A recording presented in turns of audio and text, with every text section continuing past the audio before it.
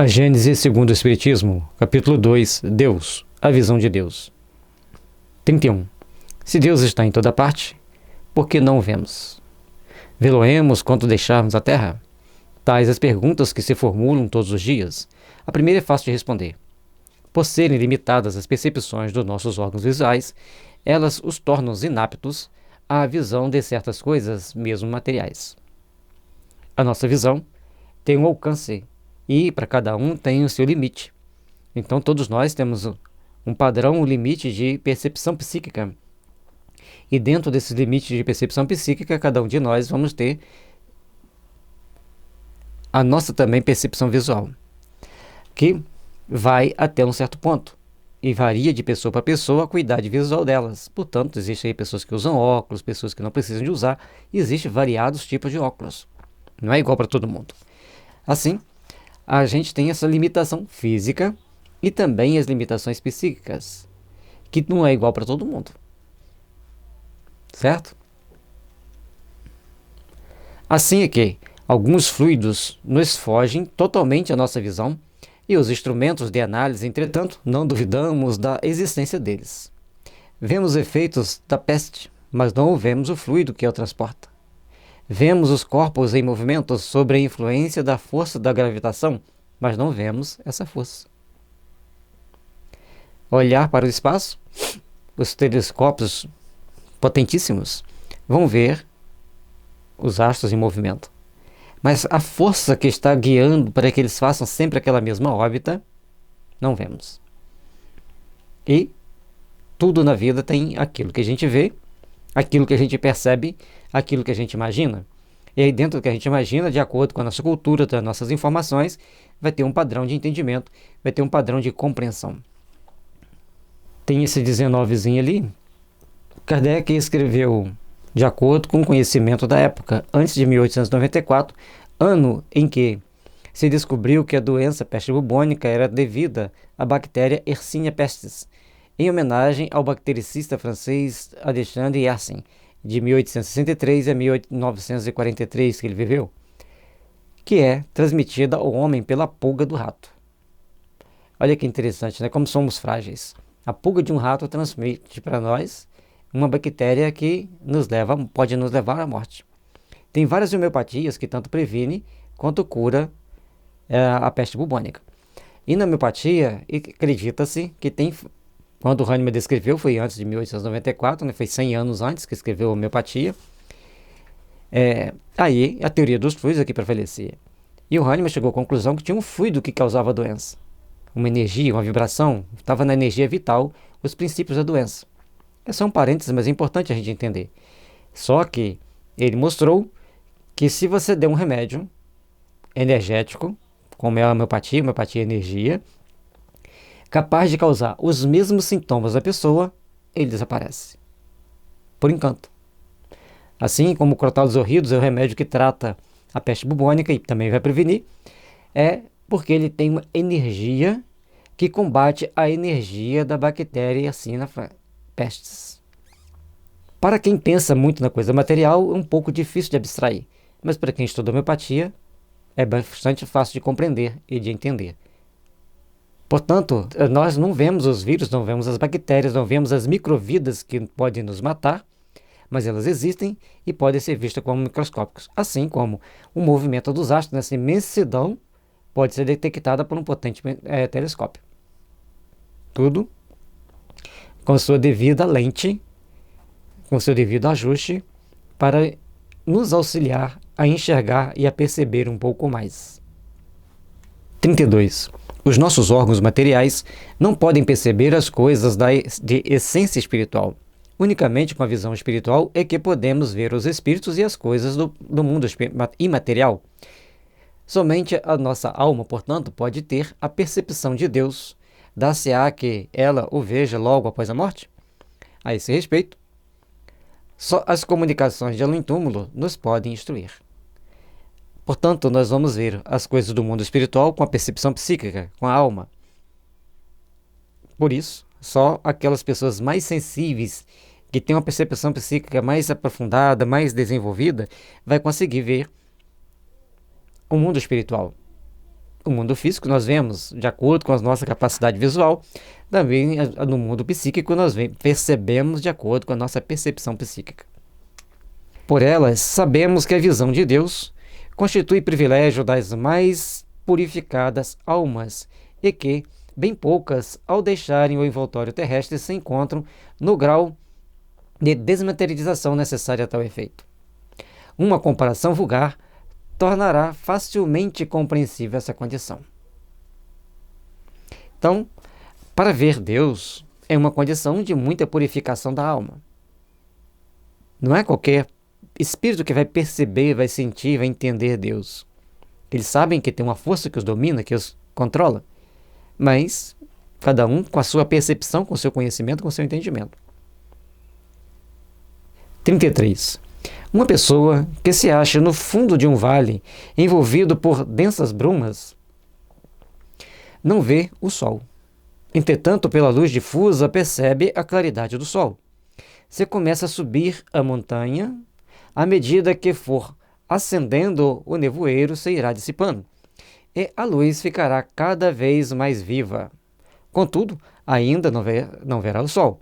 Só depois que se haja elevado acima da camada brumosa e chegado a um ponto onde o ar esteja perfeitamente límpido, ela o contemplará em todo o seu esplendor. E o esplendor do sol também vai depender da hora do dia. Logicamente que aqui Kardec está falando a questão de um lapso de 1 ou 2 horas, que a gente sabe que o sol já nasceu. Mas é importante para nós procurarmos compreender que precisamos nos elevar e haja montanha a subir para compreendermos melhor Deus, porque todos nós ainda somos muito incipientes no nosso processo evolutivo e precisamos nos ascender e muito para termos uma melhor compreensão, um melhor entendimento das coisas de Deus.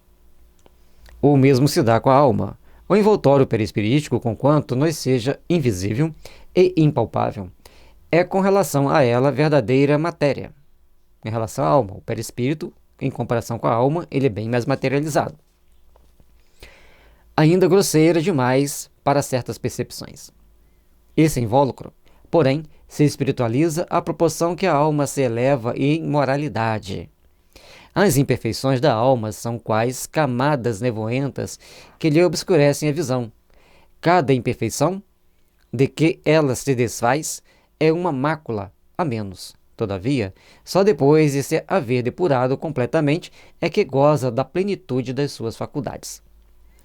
Então, a partir do momento que a alma vai se depurando, vai se aperfeiçoando, para isso ela tem que se elevar moralmente, tem que fazer uma reforma íntima, tem que saber o que deve e o que não deve fazer, não faça o seu próximo que não gostaria que fosse feito a ti mesmo, e dentro dessas proporções, desse patamar de entendimento, de realizações, nós vamos ascendendo espiritualmente, vamos crescendo espiritualmente e vamos nos aprimorando como espírito imortal dentro das concepções da vida que todos nós precisamos estabelecer. E a partir do momento que a gente se espiritualiza, a gente tem outras capacidades de entendimento, de percepção. Quanto a gente está na primeira série, segunda, terceira série primária, uma conta de 2 mais 2 é uma coisa complicada. Quando você chega no segundo grau, você tem saudade de 2 mais 2, porque você tem que fazer contas de números complexos, de números irracionais. É um conjunto de ações e de estudos que você tem que fazer diferenciado.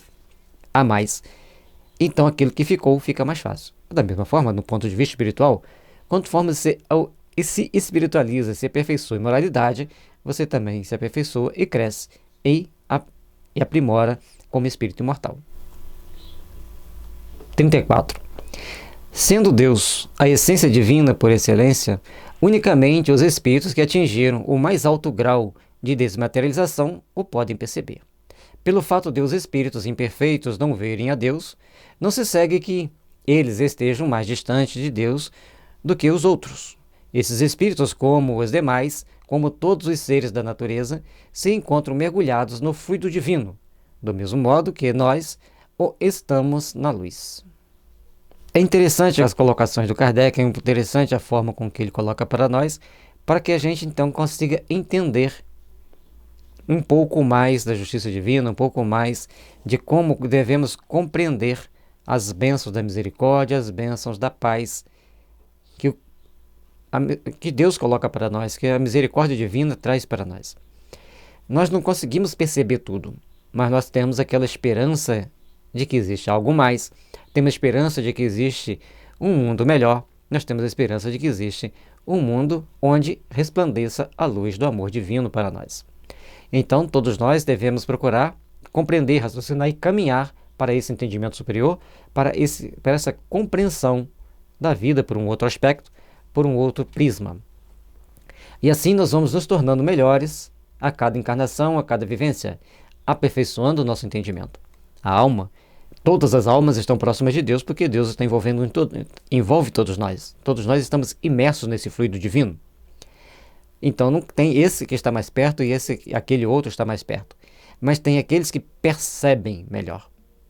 Uma pessoa míope, por exemplo, ele está numa esquina, ele não vai conseguir ver quem está na outra esquina. Mas a pessoa que não é míope, mesmo, estou falando míope sem óculos, né?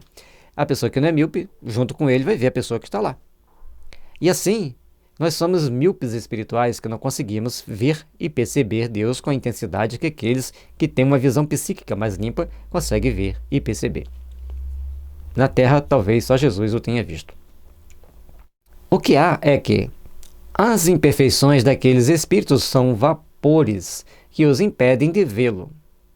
Quando o nevoeiro se dissipar, vê-lo-ão resplandecer. Para isso, não lhes é preciso subir, nem procurá-lo nas profundezas do infinito. Desimpedida a visão espiritual das belindas que o obscureciam, eles o verão de todo lugar, onde se acham mesmo na terra, porquanto Deus está em toda parte. E belinda, gente, é uma questão interessante, é mancha permanente da córnea devido a um traumatismo ou ulceração. Então, nós temos as belindas na nossa percepção psíquica, na nossa visão, que nos impede de ver Deus. Temos que curar a nossa vista psíquica através de uma boa moralidade. No livro O Amor Jamais Te Esquece, Jesus fala para Tibério: quem pouco ama, pouco vê. Aí Jesus bota a mão na cabeça do Tibério, Tibério em desdobramento no mundo espiritual, e aí ele começa a mostrar para ele um universo de informações para que ele possa então tomar decisões com mais segurança. 35.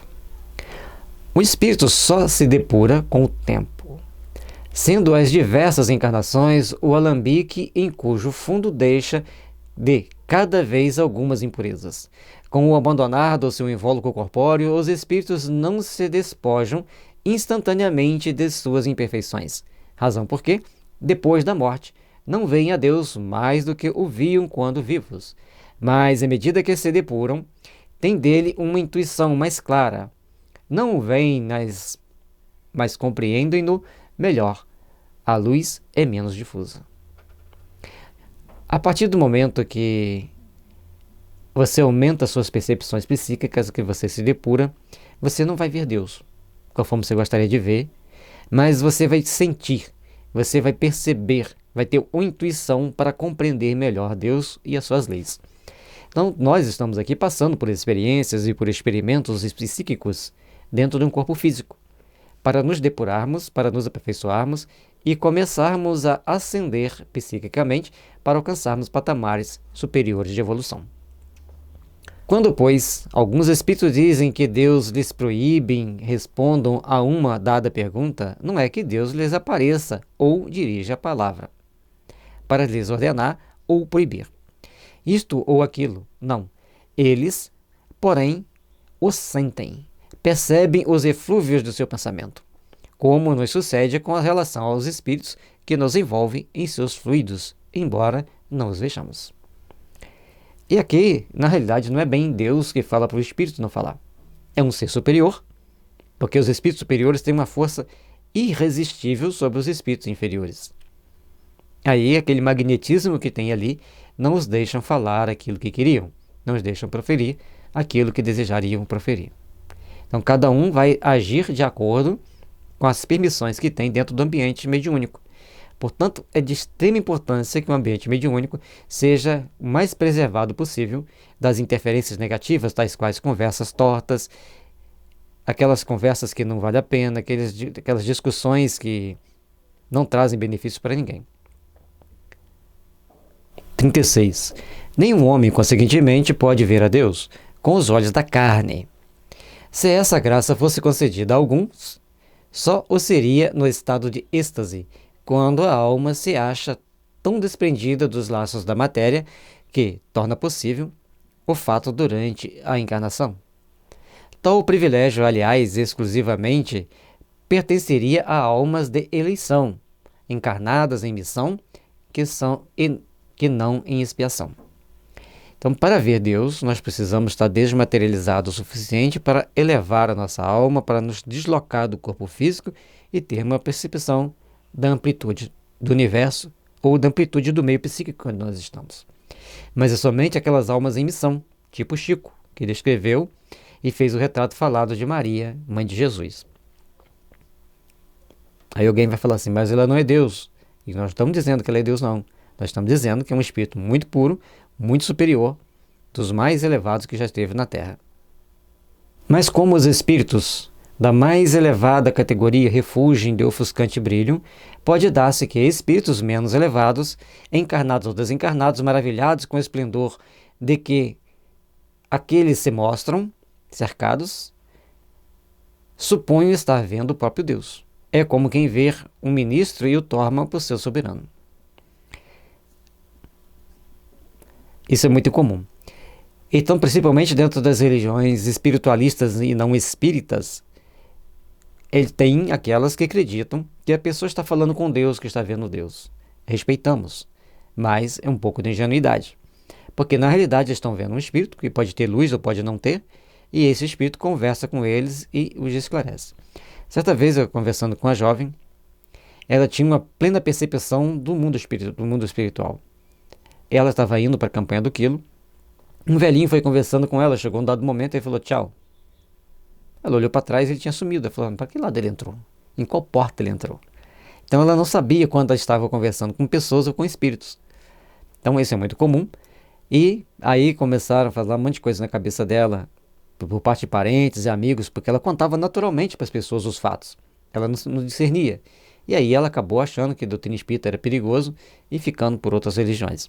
É o que acontece muitas das vezes com os médiuns videntes, que acham que vão se livrar da vidência ou ir para uma religião que não ensina o que a doutrina espírita ensina. Pelo contrário, eles vão complicar a vidência, vão tumultuar a mente, vão criar elos com espíritos mais complicados e vão ter mais dificuldade de alcançar seu patamar evolutivo, porque eles precisam de trabalhar a mediunidade. Ninguém recebe a mediunidade para diversão e nem para sofrimento. Mediunidade é sinal de trabalho. E que se você quer trabalhar mediunicamente, você tem que estar junto daqueles que entendem a necessidade de trabalhar mediunicamente.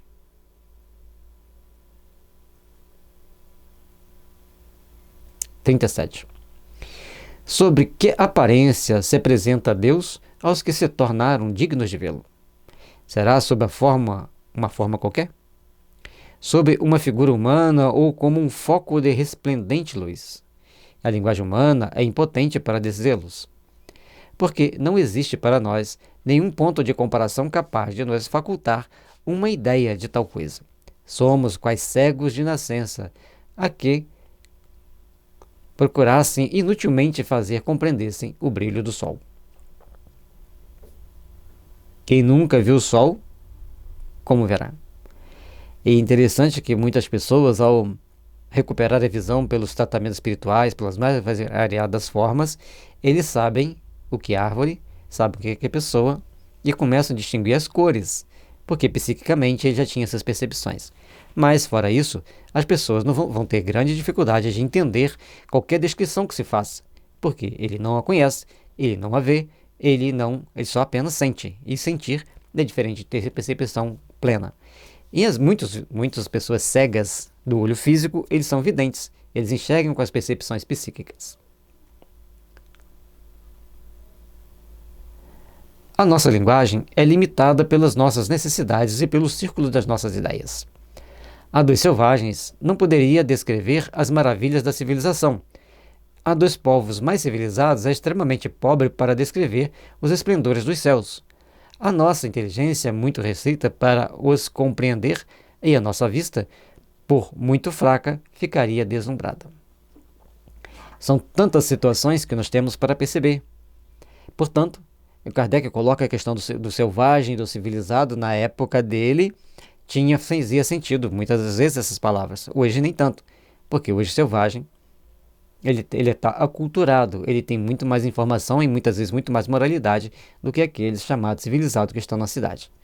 Então, existe um amplo aspecto de percepção de hoje, de selvagem e civilizado, que não é condizente com o que Kardec falou, porque na época dele era pertinente e era desse jeito, certo?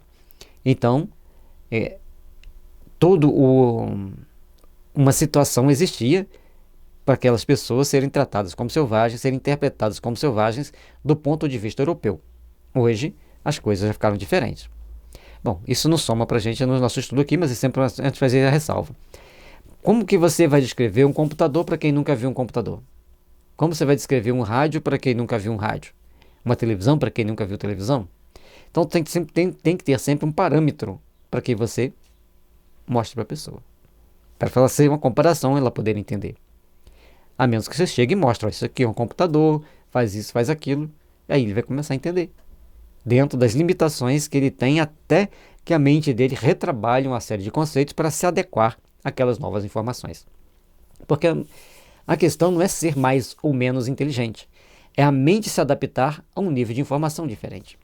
Então, quando nós estamos falando sobre um conjunto de possibilidades, sobre um conjunto de situações que a vida traz para nós estamos, então, entendendo uma gama de informações que está dentro do espectro que nós compreendemos, que nós entendemos, que nós aceitamos.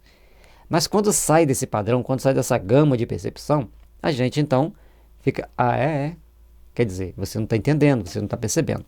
Por isso, é tão importante estudar, é tão importante adquirir certas percepções e procurarmos nos levar para percepções superiores, para entendimentos superiores. E assim, a gente vai agora para o capítulo 3, que vai refletir sobre o bem e o mal. Que a paz do Divino Mestre Jesus possa estar envolvendo todos os nossos lares, todos os nossos corações, todos os nossos familiares, amigos e inimigos.